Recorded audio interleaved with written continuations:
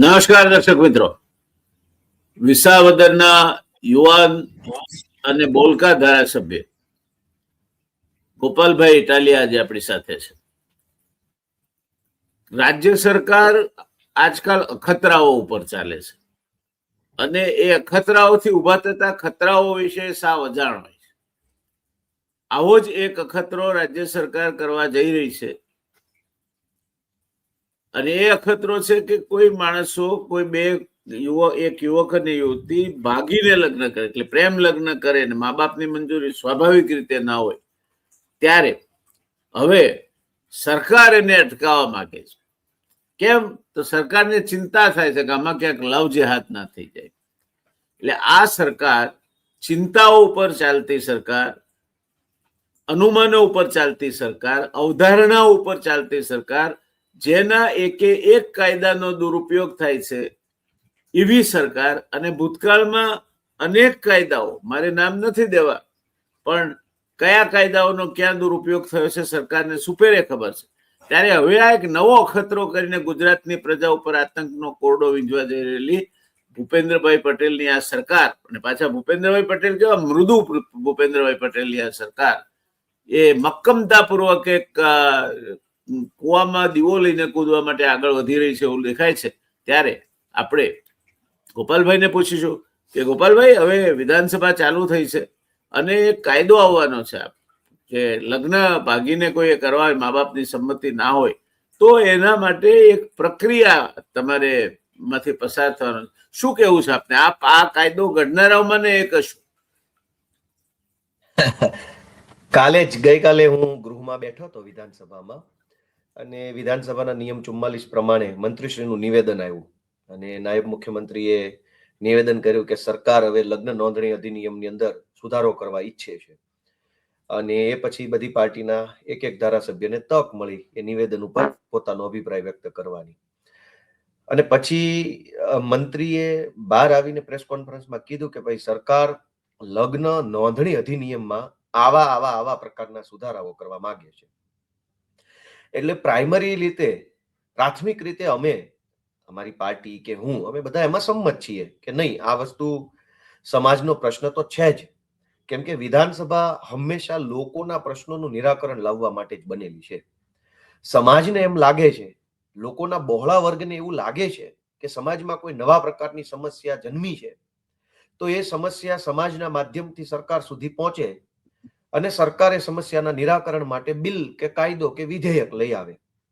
તો સમાજને હવે એમ લાગે છે કે સમાજમાં દીકરીઓ જે પરિવારની મરજી વિરુદ્ધ લગ્ન કરે છે, એક નવા પ્રકારની સમસ્યા છે એવું લગભગ જ્ઞાતિના લોકો માને છે. એમાં કોઈ બાકાત નથી. થોડોક શહેરી ટાઈપનો વર્ગ હોય, ઉચ્ચ શિક્ષિત હોય, સરકારી નોકરિયાત ટાઈપના માણસો હોય, એમનો વિચાર અલગ હોઈ શકે, પણ મેજોરિટી માણસો જે છે એ એવું માને છે કે આ નવા પ્રકારની સમસ્યા છે. એટલે એક યા બીજી રીતે દરેક સમાજની એવી લાગણી છે કે આની ઉપર કંઈક નિયંત્રણ હોવું જોઈએ. હવે સમાજની લાગણી સરકાર સુધી પહોંચી એટલે સરકાર આની ઉપર બિલ લાવવા માટે કાલે કહી દીધું કે ભાઈ, અમે હવે લગ્ન નોંધણીની નિયમો જે છે એમાં બદલાવ લાવશું. મૂળ મુદ્દો કોણ કોની સાથે લગ્ન કરે છે એ છે જ નહીં વ્યાસ સાહેબ. આ દેશનું બંધારણે જેને જ્યાં મજા આવે ત્યાં લગ્ન કરવાની છૂટ આપેલી છે. એટલે મૂળ મુદ્દો, આ કાયદો આવે તો પણ, ન આવે તો પણ, ભાગીને લગ્ન થાય છે ત્યારે પણ, ઘર મેળે લગ્ન થાય, સમાજની કુટુંબની મરજીથી થાય છે ત્યારે પણ, મુદ્દો એ છે જ નહીં કે કોણ કોની સાથે લગ્ન કરે છે.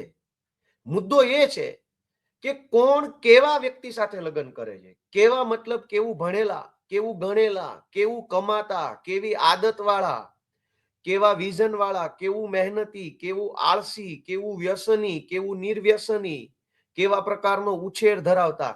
એટલે કોણ એ શબ્દ નથી, કેવું, કેવી, કેવા, કેમ એ શબ્દોનો ચિંતા સમાજને થઈ રહ્યો છે. દીકરીના બાપ, મારે પોતાની દીકરી છે, હવે કાલે એના લગ્ન થાય તો મારે એ જોવાનું છે ને દીકરીના બાપ તરીકે કે ભાઈ, છોકરો છે એ કમાય છે, છોકરો વ્યસન કરે છે, એની પાસે મહેનત કરવાની ધગશ છે કે પછી રખડું છે. તો દરેક મા બાપની પહેલી ચિંતા એ નથી કે છોકરો કઈ જ્ઞાતિનો છે. પહેલી ચિંતા એ છે કે જે છોકરા સાથે મારી દીકરીનું ભવિષ્ય જોડાવા જઈ રહ્યું છે એ છોકરાનું પોતાનું કઈ ભવિષ્ય છે. અને તમે જુઓ એનો દાખલો આપીએ કે જ્ઞાતિમાં પણ લગ્ન થાય સમાજની રાહે, કુટુંબ પરિવાર માતા પિતા બધા વેવિશાળ કરીને જે લગ્નો કરે છે એમાં પણ પેલું શું જોવે છે? માત્ર જ્ઞાતિ થોડી જોવે છે. પહેલા તો એ જોવે છે ને કે આ છોકરો શું ભણેલો છે, શું કમાય છે, કઈ નોકરી કરે, સરકારી કરે છે, પ્રાઇવેટ કરે છે, કેટલો પગાર છે, આ બધું જ તો જોવામાં આવે છે. ખાલી આપણી જ્ઞાતિનો છે એટલે છોકરી આપી દેવાનું એવું તો કોઈ જ્ઞાતિમાં નથી કે માત્ર આપણી જ જ્ઞાતિનો છે એટલે લઈ જાઓ અમારી દીકરી. એટલે આ આખી ઘટના છે ને વ્યાસ સાહેબ બહુ વિશાળ ચર્ચા માગી લેતો વિષય છે. કેમ કે લગ્નનો વિષય ખાલી એક છોકરો એક છોકરી બંનેના લગ્ન થઈ ગયા એટલા પૂરતો મર્યાદિત નથી. એ છોકરા અને એ છોકરીના લગ્ન થવાથી એ બંનેના પરિવારો વચ્ચે ભવિષ્યની અંદર કેવા પ્રકારનો મનમેળ રહેશે, એ બંનેના લગ્ન થવાથી જે સંતાનો ઉત્પન્ન થશે એની શું જવાબદારી રહેશે, આ દરેક બાબતની ચિંતા આમાં થવી જોઈએ. અને એટલે હું એમ માનું છું કે સમાજની જે લાગણી છે એ સાચી છે અને સમાજની લાગણી સરકાર સુધી તો પહોંચી ગઈ છે કે દીકરીઓ પોતે ભાગી જાય અથવા એમને કોઈ ભગાડી જાય તો એ દરેક ઘટના ખોટી છે એમ પણ ન કહેવાય, દરેક ઘટનામાં પ્રેમ જ છે એમ પણ ન કહેવાય, કેમ કે કેસ બાય કેસ અલગ અલગ હોય છે. સાચી વાત છે. અને તમે તો આટલા બધા અનુભવી છો, મારા તો લગ્ન થઈ ચૂક્યા, મારે તો દીકરી છે. પ્રેમની બાબતમાં તો એટલું જ કહી શકીએ કે ક્યારેય ક્યાંય પણ બે જણા વચ્ચે પ્રેમ છે ને એ શરૂઆતના તબક્કે હોતો નથી. શરૂઆત તો આકર્ષણથી થાય છે. પ્રેમ તો તમે દરેક ચડાવ ઉતાર, સુખ દુઃખ, ગમા અણગમા બધું જ તમારી અંદર પી જાઓ. ઓલા ભગવાન શંકર કેમ ગળામાં ઝેર રાખ્યું હતું એમ એકાબીજા પ્રત્યેના ગમા અણગમા ગળા સુધી રાખો, હેઠે ન ઉતરવા દો ને એવું જીવન 20-30 વર્ષ સાથે જીવી લો અને પછી અંદરથી એક પ્રેમ ઉત્પન્ન થાય. જી જી ગોપાલભાઈ, ચિંતા સકારણ છે, સરકારની ચિંતા સકારણ છે, સમાજની ચિંતા સકારણ છે અને દીકરીઓના ભવિષ્ય બાબતમાં આ સરકાર તો બહુ જ ચિંતિત છે. કારણ કે આ સરકારના આવ્યા પછી બળાત્કારો ઘટ્યા છે, આ સરકારના આવ્યા પછી દીકરીઓના અપમૃત્યુ ઘટ્યા છે, આ સરકારો આવ્યા પછી દરેક દીકરીના ત્યાં સોનાનો સૂરજ ઉગ્યો છે. આ ભારતીય જનતા પાર્ટીની સરકારે જ્યારથી સત્તાના સૂત્રો ધારણ કર્યા ત્યારથી દીકરીઓ માટે તો બસ બિલકુલ સોનાની સવાર પડી છે. પણ મા બાપોએ નક્કી કરેલા, ગુજરાતીમાં એક કહેવત છે કે જોશીના રાંડે નહીં અને વૈદ્યના મરે નહીં. જોશી તો બધા જન્માક્ષર જોઈને કરે છે તો એની દીકરીને વૈધવ્ય ના આવવું જોઈએ. તો કાલે ઉઠીને હવે પછીનો કાયદો એવો હશે કે આ મા બાપો જ ભૂલ કરે છે ઘણા બધા કિસ્સાઓમાં, એટલે હવે મા બાપોએ સરકારની મંજૂરી લેવી કે અમે અમારી દીકરીની ને લગ્ન કરવા માંગીએ છીએ. અને સરકાર માઈ બાપ છે. સરકાર એ લોકશાહી વ્યવસ્થામાં પ્રજા બનાવે છે, સરકાર પ્રજા નથી બનાવતી. અને જેવી પ્રજા હોય એવી સરકાર એને મળે છે. તો જે લોકો રોડ ઉપર ફટાકડા ફોડે અને એ ગુનો થાય ત્યારે એ ગુનો નોંધનારનો પટો ઉતરી જાય અને પીઆઈ ની બદલી થઈ જાય, એ લોકો કાયદો લાવશે. જે લોકો ગળા બુડ પોતાની સત્તાનો દુરુપયોગ કરવા માટે ખ્યાતનામ છે, રાધર કુખ્યાત છે, અને રસ્તા ઉપર ફટાકડા ફોડવામાં એ જે પીએસઆઈ હતો એને કાયદો કહ્યો કે ભાઈ હવે આ દીકરીના લગ્નમાં કોઈ કાયદો બતાવશે તો કોઈ મોટા માણસની દીકરી હશે અને એને નહીં અનુકૂળ આવતું હોય તો એ પોલીસના પટ્ટા ઉતરી જશે. એટલે કોના હાથમાં તમે હથિયાર મૂકી રહ્યા છો?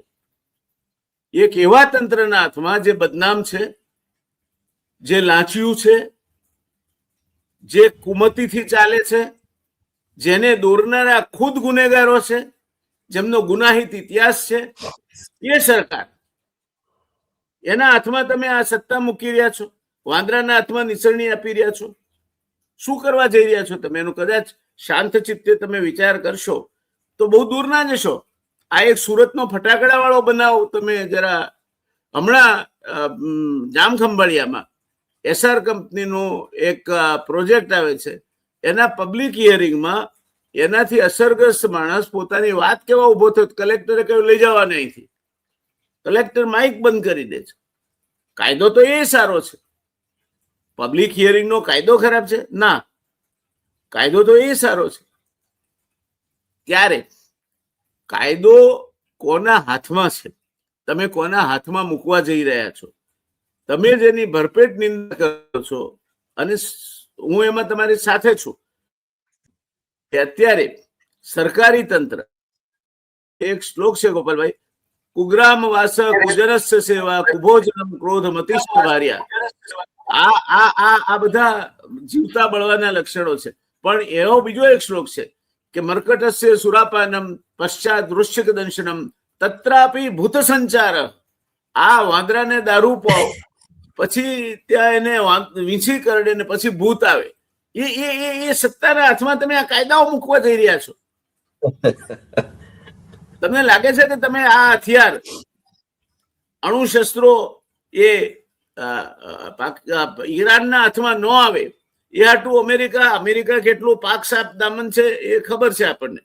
એ અમેરિકા પોતાની જાતને અત્યારે જગત જમાદાર ઠરાવવા નીકળ્યું છે. તમે જગત જમાદાર બનાવવા નીકળ્યા છો. દીકરીઓને એક વસ્તુ થઈ છે, એક તો દીકરીઓની અછત થઈ છે. દર 1000 પુરુષ જન્મ દીઠ 922 સ્ત્રી જન્મ છે. એટલે 78 તો વાંઢા રહેવા જ જન્મે છે. એટલે યુ આર અને એમના શિક્ષણ વધારે છે. ગોપાલભાઈ, હું હમણાં મારા સમાજના એક ફંક્શનમાં ગયો હતો, તો તેજસ્વી તારલાના સન્માનમાં 70% સન્માન દીકરીઓનું થયું. મને ગૌરવ છે એનું. પણ તમે એમ માનો છો કે દીકરીઓ સમાજની છે, માટે એના મા બાપ કે ત્યાં એને ગમે ત્યાં લગ્ન કરી લેવું, પછી ભલે એ પીએચડી હોય અને ભોગ્યો મેટ્રિક હોય. આવું કઈ થોડું ચાલે. એટલે તમે શું કરવા જઈ રહ્યા છો એનું તમને ભાન છે કે સોક્રેટિસની માફક મારે તમને કહેવું પડશે કે oh God forgive the because they don't know what they are doing. તમે આજની વિધાનસભા શું કરવા જઈ રહ્યા છો એનું, અને તમારા મંત્રીશ્રીએ તો ખાસ એમને આત્માનો અવાજ જેવું હોય તો, મને લાગે છે ત્યાં સુધી તો આત્માનો અવાજ નામની વસ્તુઓ આ સરકાર, ભારતીય જનતા પક્ષની સરકારમાં એક જ વ્યક્તિના ત્યાં ગીરવે મુકાઈ ગઈ છે, અને બાકીના બધાનો આત્માનો અવાજ છે જ નહીં. એટલે આ પરિસ્થિતિમાં તમે સાંપ્રત સમયમાં જે રીતે, જે પ્રકારે સરકારો ચાલે છે, જે પ્રકારે કાયદાનું તંત્ર ખનીજ ચોરીના હપ્તા લઈને પોલીસને ધમકી આપનારા ખાણ માફિયાઓ જે રાજ્યમાં પનપતા હોય, જે રાજ્યમાં ફટાકડા ફોડવા રોડ ઉપર એ ગુનો હોય, અને એક બિચારો નાનકડો પીઆઈ એક મોટા સાહેબને કે એના પટ્ટા ઉતરી જાય, જે પબ્લિક હિયરિંગ એ કાયદો સારો હોવા છતાં દેવભૂમિ દ્વારકાના કલેક્ટર તન્ના એ પેલા માણસને ત્યાંથી સભામાંથી કાઢી મૂકે. આ તંત્રના હાથમાં તમે સત્તા મૂકી રહ્યા છો. તત્રાપી ભૂત સંચાર કરવા જઈ રહ્યા છો. એ ખ્યાલ છે તમને?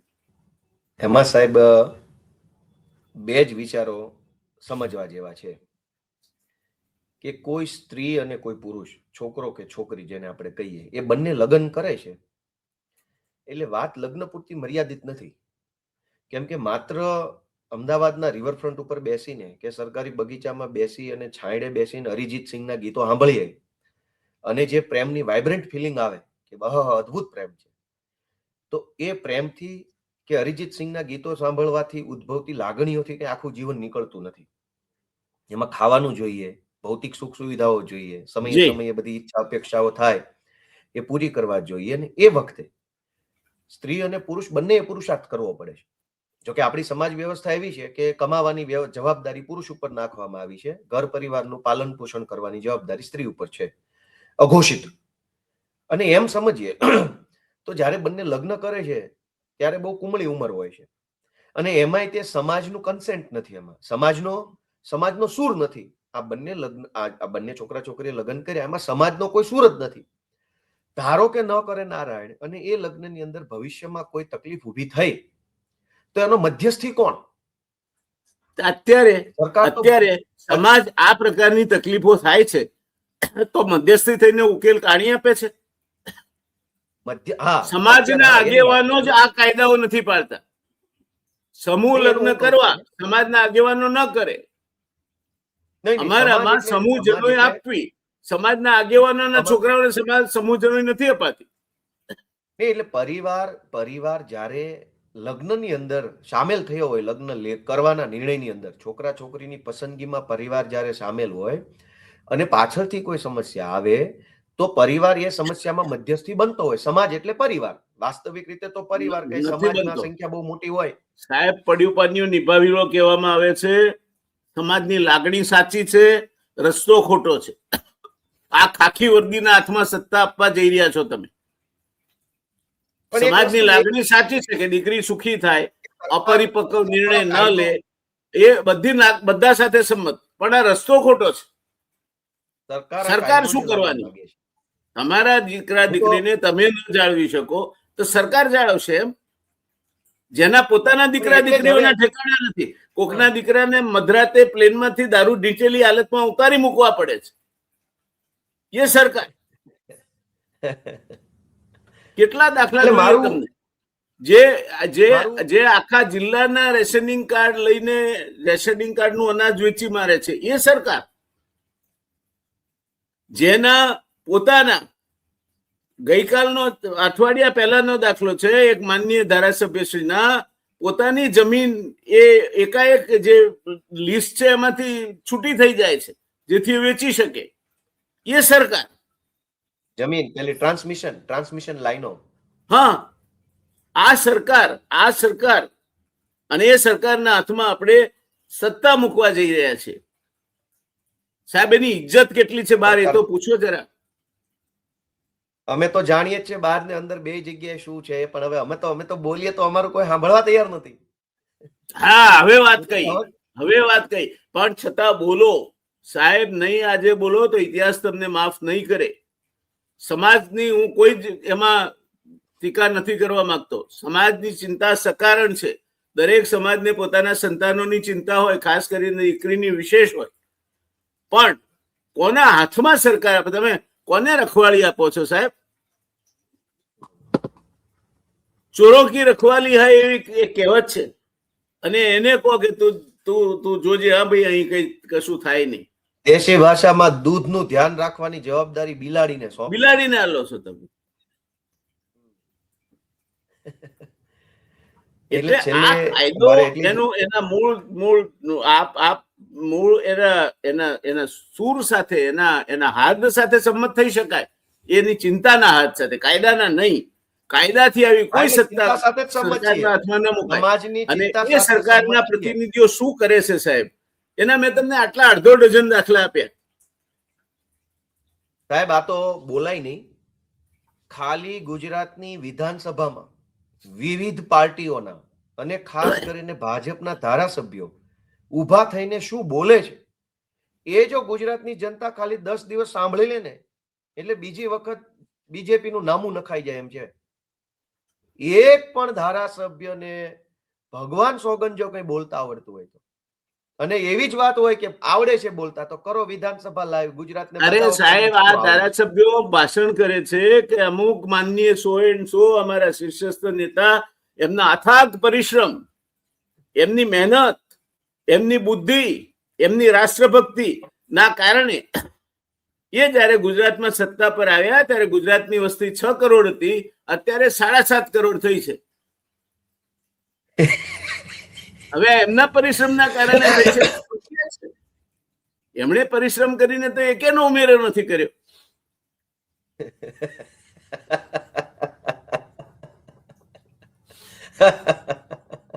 એટલે બોલવું નથી. તમારી મજબૂરીઓ હું સમજુ છું. You are playing to the gallery. પણ જ્યારે ભૂખ્યા જનોનો જઠરાગ્નિ જાગશે, ખંડેરોની આ કાળના મોઢામાં પગ મૂકીને ઉભેલી સરકાર છે. અને એ સરકારને તો મને લાગે છે 5 વર્ષ માટે આ સરકાર રહે જ નહીં. જોકે હવે નહીં રહે 5 વર્ષ, પણ જેટલો સમય રહે એટલા સમય માટે કોઈ પણ કાયદા લાવવા ઉપર પ્રતિબંધ ફરમાવવો જોઈએ. તમે એવો કાયદો લાવો ને વિધાનસભામાં કે આ સરકાર હવે કોઈ પણ કાયદો લાવશે તો એ માન્ય નહીં ગણાય. કારણ કે સરકાર મતિભ્રમ થઈ છે, ગતિભ્રમ થઈ છે, દિશાભ્રમ થઈ છે. તો તમે આમ આદમીનો અવાજ જો હોય તો આ સરકારમાં વધારે પડતા વિશ્વાસ મૂકો છો એ ખબર નથી. તમારા મિત્ર જ આ ફટાકડા ફોડવાના બાબતમાં તો ઇન્વોલ્વ હતા. તમારા પરમ મિત્ર, તમારી પરમ ચાહનાને પ્રાપ્ત, એમનું આ પરાક્રમ હતું. માનનીય નાયબ મુખ્યમંત્રી શ્રી, જ્યારે માનનીય નરેન્દ્રભાઈ રાષ્ટ્રીય કક્ષાએ વડાપ્રધાન પદના ઉમેદવાર જાહેર થયા, ત્યારે હરખ વ્યક્ત કરવા સુરત મહાનગરપાલિકાના મેયર અને આજના માનનીય નાયબ મુખ્યમંત્રી શ્રી રસ્તા ઉપર ફટાકડા ફોડતા હતા સુરતમાં. એક પીએસઆઈએ આવીને કહ્યું કે આ કાયદા વિરુદ્ધનું કામ છે. તો એની સાથે ઝઘડો કર્યો એટલું નહીં, સાહેબ યુનિફોર્મમાં જે માણસ હતો એને 2 લાફા ચોડી દીધા, 2 ફડાકા માર્યા. આના હાથમાં તમે મૂકવા જઈ રહ્યા છો. તમારી મતિભ્રમ કેમ થઈ છે મને સમજાતું નથી. એટલે કેજો વિધાનસભામાં કે સાહેબ પહેલા ચારિત્ર શુદ્ધિ માટે આખી સરકાર 15 દિવસના ઉપવાસ કરે. ગાંધી આશ્રમને તો હવે તમે 5 સ્ટાર હોટેલ કરી નાખ્યું છે, એનો વાંધો નહીં, પણ હજુ ક્યાંક ક્યાંક ગાંધીના સ્મારકો જીવંત છે, ગાંધી યાદ છે. ગુજરાત વિદ્યાપીઠનું તમે હવે સંઘીકરણ કરી રહ્યા છો, એનોય વાંધો નહીં. ગુજરાત વિદ્યાપીઠમાં હવે લિટરલ એન્ટ્રીથી સંઘિષ્ટોને દાખલ કરવામાં આવી રહ્યા છે. તો આ બધું તમે જે કરો છો એ સંસ્કૃતિ મિટાવવાની વાત છે. એનો કાયદો કરો ને. તમારી ચિંતા સકારાત્મક છે, સંસ્કૃતિ નહીં મિટવી જોઈએ, કન્યાની ચિંતા થવી જોઈએ. આપણી દીકરી છે એની ચિંતા કરવા વાળા મા બાપ થી વધારે કોઈ ના હોઈ શકે. સરકાર કોણ છે? જે ગોળના રવા પર બેસીને ઢેફે ઢેફે ગોળ ખાય છે, એ તમને ને મને કાંકરી ગોળ નહીં ખાવાની સલાહ આપશે? એ ચારિત્રશીલતા છે એમનામાં? તો એમને તો 1 વર્ષ 2 વર્ષ કાયદો ઘડવા ઉપર મોરેટોરિયમ મૂકી દેવું જોઈએ, કારણ કે આ સરકાર બહુમતીના જોરે મદાંધ અને મતિભ્રષ્ટ બની છે. તો સાહેબ એક આપની રજા લો, મારે આપને ઉતાવળ છે એટલે આપણે ફરી આ વિષયને આગળ લઈ જઈશું. આપ કાયદો કરી લેશો પછી. પણ આપ જોડાયા એ માટે ખૂબ ખૂબ આભાર અને થેન્ક યુ સાહેબ. આગળ મળતા રહીશું. ધન્યવાદ. આવજો. Thank you.